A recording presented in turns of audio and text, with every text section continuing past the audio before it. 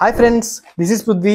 Welcome to day 39 of Microsoft Power Platform 108 days job preparation series. ఈ రోజు అయితే component libraries గురించి తెలుసుకుందాం. సో ఇది కూడా ఇంటర్వ్యూస్ లో చాలా ఇంపార్టెంట్ అండ్ ఇంటర్వ్యూ కోసం ప్రిపేర్ అవుతున్న ప్రతి ఒక్కరికి ఈ రీల్ అయితే షేర్ చేయండి గైస్. సో కాంపోనెంట్ లైబ్రరీ అంటే ఏంటి? కాంపోనెంట్ అంటే ఏంటి? Reusable building black. సో మీరు ఒక యాప్ లో ఒక కాంపోనెంట్ ని క్రియేట్ చేసుకొని మీరు మల్టిపుల్ స్క్రీన్స్ లో మల్టిపుల్ ప్లేసెస్ లో మీరైతే యూస్ చేసుకోవచ్చు. And if you change something in component definitely it will reflect everywhere in the app, right? అలాగే మనకి కాంపోనెంట్ లైబ్రరీ అంటే మీరు ఒక కాంపోనెంట్ లైబ్రరీ యాప్ నే మీరు క్రియేట్ చేసుకోవచ్చు. ఇక్కడ మీరు హెడర్ ని, ఫుటర్ ని, లెఫ్ట్ నావిగేషన్, టాప్ నావిగేషన్ ఇట్లా మల్టిపుల్ థింగ్స్ మీరు ఇక్కడే క్రియేట్ చేసుకొని మీరు జస్ట్ దీన్ని మల్టిపుల్ యాప్స్ లో మీరైతే ఇంపోర్ట్ చేసుకోవచ్చు. సో ఇంపోర్ట్ చేసుకొని మీకు ఏ కాంపోనెంట్ కావాలో అది మీరు సెలెక్ట్ చేసుకుంటే అది మీకు ఇక్కడ డిస్ప్లే అవుతుంది. ఒకే ఒక కాంపోనెంట్ లైబ్రరీ యాప్ ని మీరు క్రియేట్ చేసుకొని మల్టిపుల్ యాప్స్ లో యూస్ చేసుకోవచ్చు. నెక్స్ట్ మీరు ఏదైనా చేంజెస్ చేశారనుకోండి కాంపోనెంట్ లైబ్రరీలో, సో మీరు ఎక్కడైతే యూస్ చేశారో అన్ని యాప్స్ లో మీరైతే అప్డేట్ అనేది మీకు ఆప్షన్ ఉంటుంది. సో అప్డేట్ అని క్లిక్ చేసి మీరు ఈజీగా అప్డేట్ చేసుకోవచ్చు.